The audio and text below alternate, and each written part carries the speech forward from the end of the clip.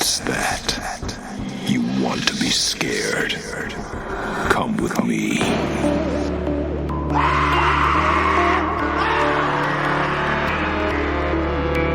You will experience tales of horror, ghosts, and death. It is not recommended for the weak at heart. Listen in the dark. It's more fun that way. This is Weekly Spooky. Well, my friends, thank you so much for joining me. I am your host and narrator, Henrik Kuto, and it's another Wednesday, and I am excited for this story because it is a little bit of Valentine's Day for you, a little bit of love and infatuation for you guys to listen to. And I want to say real quick, I am recording this show the day of release, which is not something I usually do. Usually I have my stuff together a little better than that, but things have been really wild and crazy, and I just wanted to talk to you guys about it real quick before we start the story. I had a movie called Ouija Room that I directed, which is my day job. I direct movies. I had a movie called Ouija Room released nationwide in Walmart all over the United States of America. So, as much as I don't want to turn this into a plug-o-rama, please, if you get a chance, swing by the movie section of your local Walmart and see if you can grab a copy of Ouija Room. It would make a huge difference in my life. It's something I would really appreciate. This is the first time one of my films has had a nationwide rollout in Walmart. So go to walmart.com or just go into the store, grab a copy. It's only $10. It makes a big difference. It gives me an opportunity to break into some bigger opportunities in the film business, and I really appreciate how many people have already went to it. And also, if you take a picture of your copy of Ouija Room and your receipt from Walmart and email it to weeklyspooky@gmail.com, I will send you a $10 off coupon good at henflix.com, which is the web store that I sell my movies on. But, okay, we got all the business out of the way, but I've got a really cool story for you. It's by Jeff Carpenter, who is a great author who did Biting Cold in the Christmas season. It's Japanese flavored. It's unlike anything we've done before. I think you're really going to like it. It's got an interesting heart to it. So let's start the story right now, and I'll talk at you a little bit afterward about everything that's going on. So enjoy, get those lights off, let's do it. A Sunken Heart in Hino Bay by Jeff Carpenter. All life emerged, crawled out from the sea. Now, I don't know what's crawling out. Hino Bay High School Science Biology class, Monday, 2:43 p.m. Ayumi scribbles into her notebook, hunched over her desk, protecting her work, her eyes obscured by black horn rims matching her long jet black hair tied into a ponytail. Are you like in grade 3? A girl beside her with dyed brown hair grabs the notebook off Ayumi's desk. The pen leaves a streak across the page. She turns to the second girl and shows her the notebook. The second girl makes a sour face, gesturing dismissively at the drawings in a lined notebook page. Cartoons. A girl sunbathing in a boat reading a book, and below her a myriad of sea creatures frolicking in the deep, an octopus and crab feasting on something. The girl points at a figure farther down the page, a masked scuba diver rising to the surface holding something in his hand.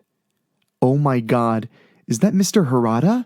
What is that in his hand? What has he got? A pearl? A present? For you? She and her friend laugh at the suggestion. Ayumi tries to grab it. Give it back. He'd only kiss you if you had gills and a tail. She already smells like she does. Give it back. There's a crack at the front of the class. The students' heads turn to the front. The teacher rests his hand on a book atop some scattered papers on his desk. Ayumi, please see me after class. Ooh. The two girlfriends coo in chorus. Ayumi holds a stack of textbooks in crossed arms close to her chest. I'm not sure what's come over you. You were disturbing the class today, and you haven't handed in your assignment yet. Usually you're a very well-behaved, punctual student. What's gotten into you? She can't meet his eyes. Tomorrow, Mr. Harada. Tomorrow.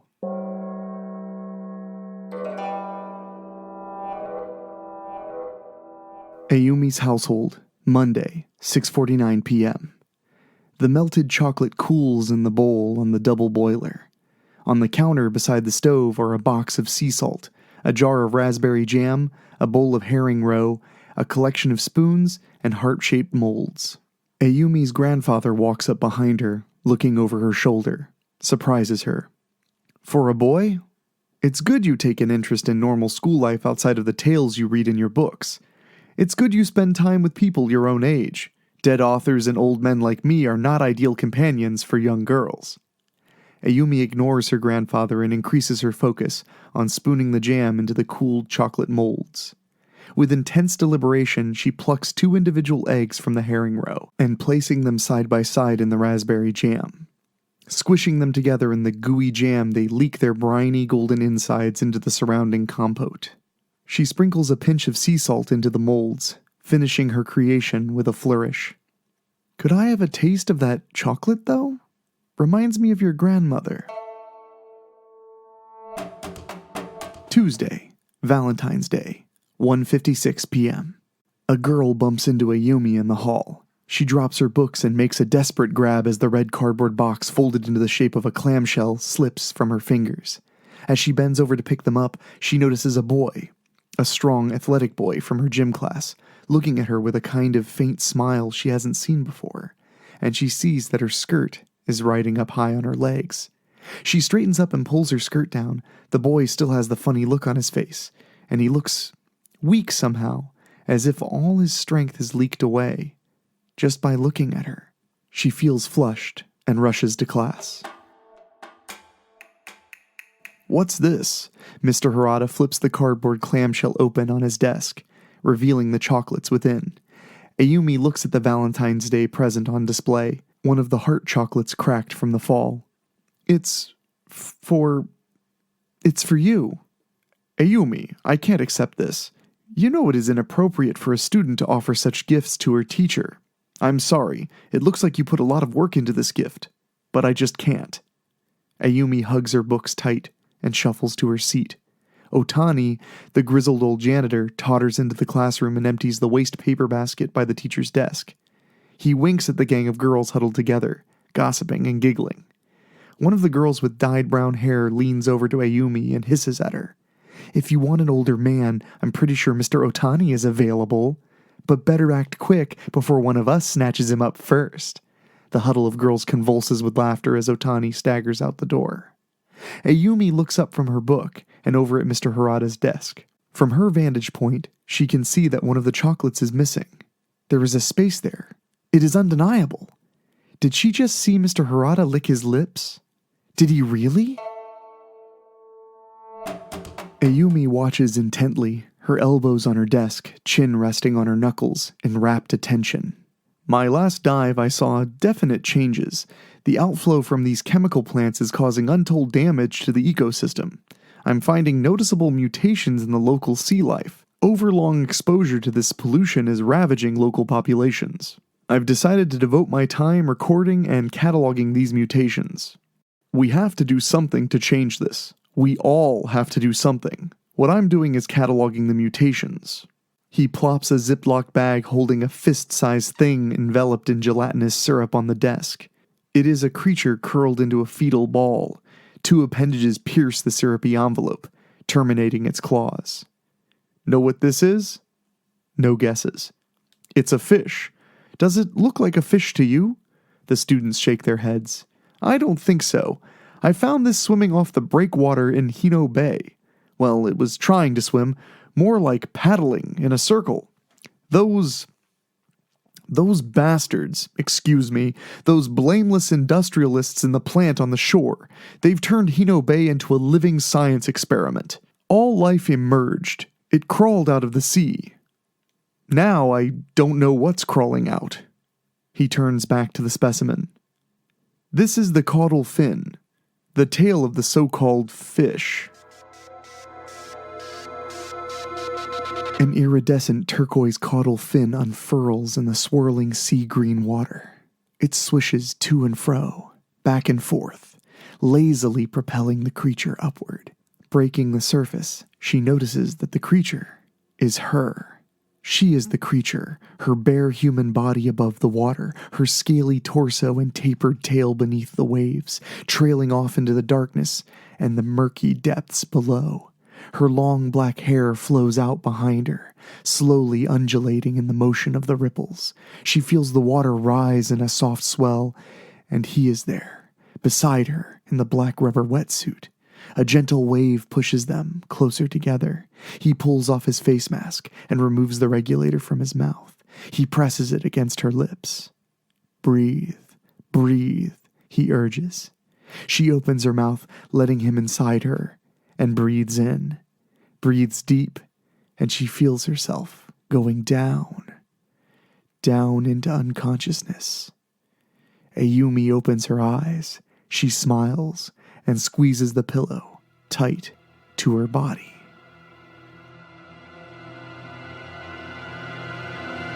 Wednesday, 3:02 p.m. The daughter of the Dragon King was Ningyo, Princess of the Deep. She could assume various forms and would often take the form of a beautiful woman who could put any man who ventured into the sea under her spell. Ayumi stands at the front of the class. Her magic pearls could turn... Ayumi, the assignment was supposed to be about sea life. Real, actual sea life. Dragons don't exist. Why would you... What made you do your assignment on that? I'm going to be forced to give you an F. Please see me after class. Ayumi tries to hold back a faint smile. He slumps back in his chair, pulls off his tie, loosens his collar, unbuttons the bottom button on his shirt. He leans forward. She can see down his open shirt. There are iridescent scales catching the light on his neck, spreading out and down to his chest. Mr. Harada? Yes, Ayumi. Do you think people can change?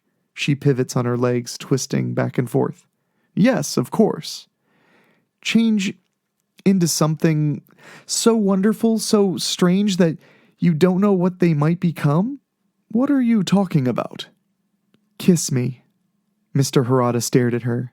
Kiss me. Why couldn't she say it out loud? Her lips strain white against her teeth. She bites her lower lip until she is sure blood will pop and trickle down her chin. She drops a potty training manual on the teacher's desk. What's this? I'm going to get my diving certificate. Really? It's an intensive course. You sure it won't interfere with your school studies? No, sir. I always think of you with your nose in the books, not outside getting your hands dirty. He gives her an approving smile. Always think of you. Always think of you. Always. You. It's kind of late in the year to undertake such a big thing like this, don't you think? She takes off her glasses and twirls them in her fingers. She looks straight at Harada. I dreamed that we were swimming together last night, and you swam up to me and looked deep into my eyes and said, You are the queen of the sea, and the sea is the mother of life, all life. And you held me close, and you put your lips on... Ayumi, this isn't appropriate. You're my student, and I'm your teacher. I want you to teach me real things, not the things I can get from books on my own. Spending so much time in the water maybe is not such a good idea. But we have to. I'll grow scales. We'll both be as free as the fishes. We'll change into them. We'll be living in the ocean as sea creatures forever. You must never speak about this again to anyone. Do you understand? Ayumi jams her lips shut and looks at the floor. Ayumi? Please let me go swimming with you. Silence. I promise not to talk about these things again. I'll think about it. Ayumi's household, Thursday, 6:45 p.m. Ayumi takes book after book from her bookcase and puts them down beside the others on her bed. She flips through them, smiles a faint smile, then with the reverence of a funeral, places them in a large cardboard box marked with a black pen on the side. 500 yen each. Hino Bay Recreation Center, 10:54 a.m. Ayumi plunges into the swimming pool. The weight belt sinks her to the bottom.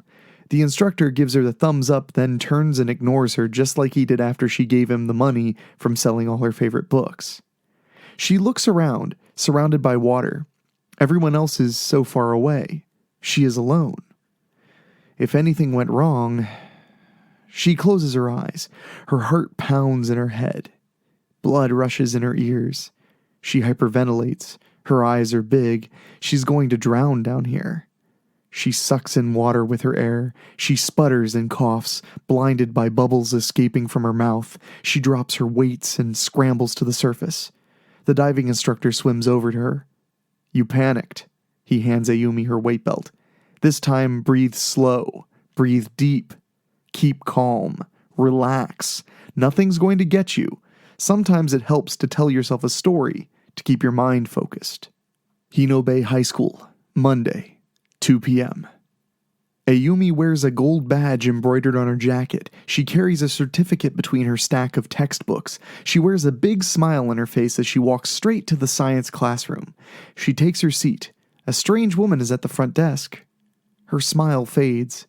She raises her hand. "Where's Mr. Harada?" "He is on indefinite leave. My name is Mrs. Kotani, and I'm the replacement teacher for this class."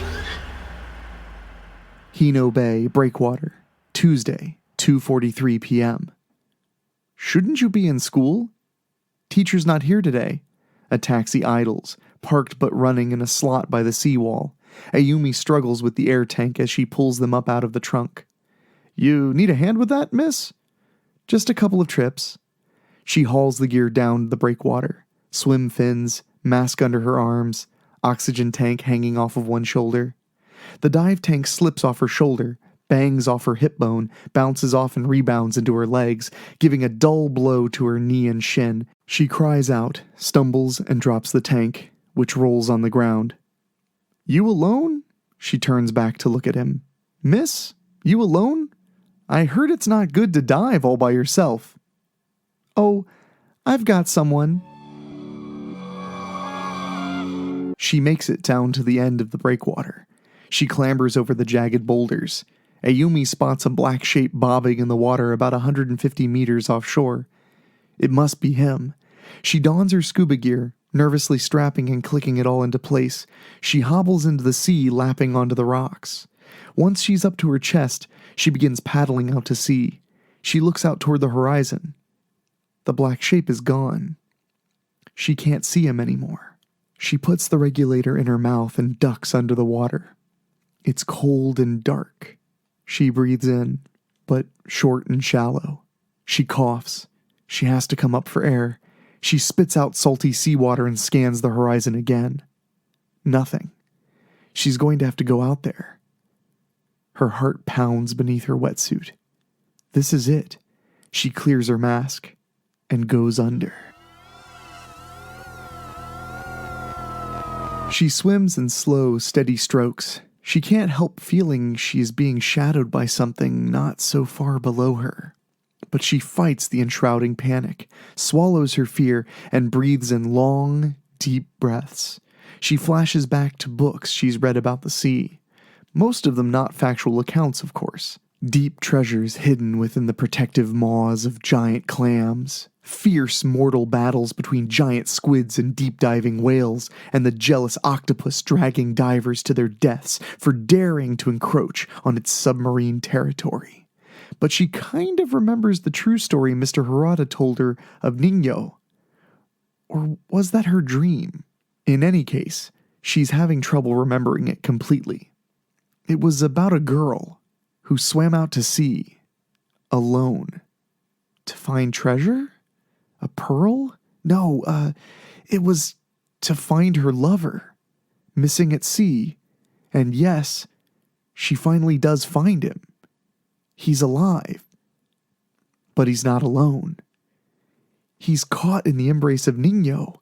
The man's name is Harada, and who is Nino? Nino pulls Harada close, the water lapping against their bare bodies, writhing against him, rubbing off a patina of iridescent scales onto his face and neck. She kisses him all over, runs her tongue along his arm, licks his fingers. Harada twists his head, looks over his shoulder, eyes the girl from within the arms of the tight embrace. Nino turns to see what he's looking at. She hisses a sibilant sigh. "Oh, you brought a pretty one. A little scrawny, perhaps. Pleased to meet you. I am Nino, the first and the last, and you will know the truth of that soon enough. I'm Ayumi. Get out of that silly suit of yours. Can't be truly free in the sea until you feel the caress of the salt water on your skin. The girl hugs herself. It's too cold. Nonsense. How will you ever feel what it is to be a woman if you can't be naked beside a man? Ayumi looks at Harada. She lets her mask sink to the depths below. Nino helps her out of her wetsuit. A chemical slick surrounds them, warming the water. As Harada reaches to touch Ayumi, the girl feels Nino come up behind her and envelop her. She wraps her arms around Ayumi and pulls her down.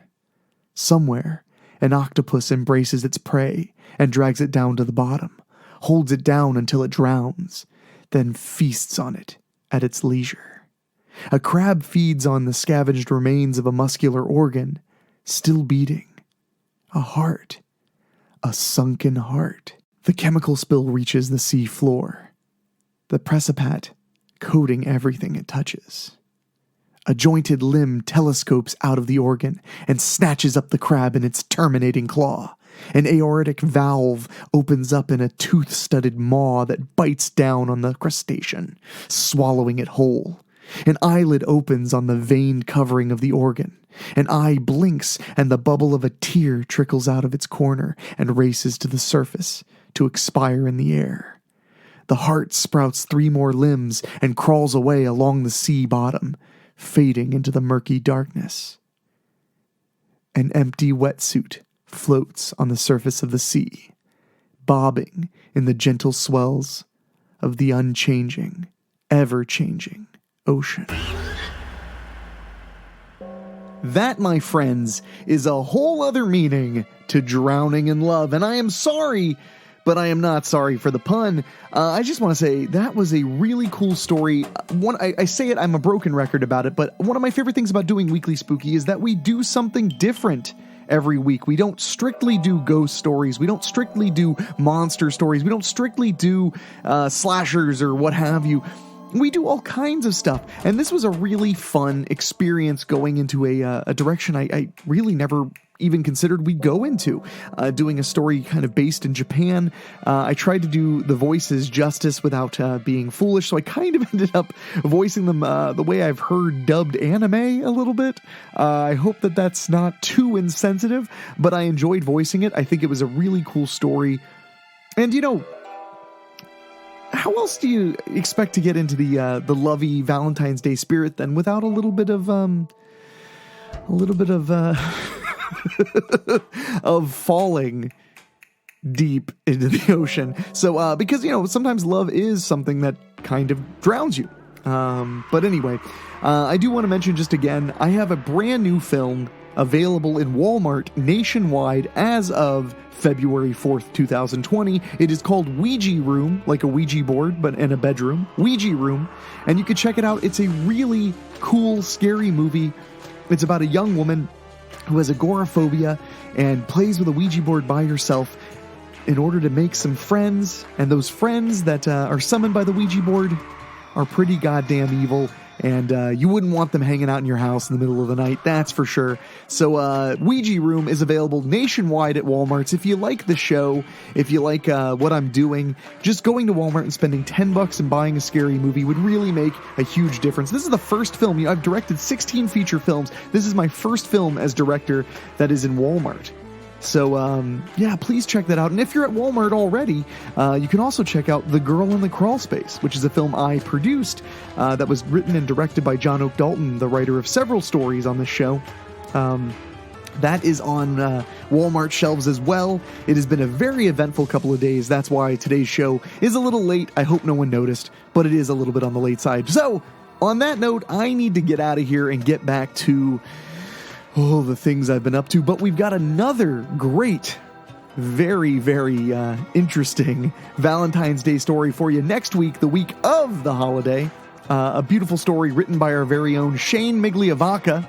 So until next time, my friends, you enjoy yourselves. And, of course, I want to say thank you to our producer, Dan Wilder, to our composer, Ray Mattis, and to our now 3 Patreon boosters, podcast boosters, and that is Craig Cohen, Kevin Fry, and Jason Lindbergh. Thank you guys for helping us make the podcast happen. You can find out more about our Patreon at weeklyspooky.com. But until then, I'm your host, and I am out of here. We will talk at you later.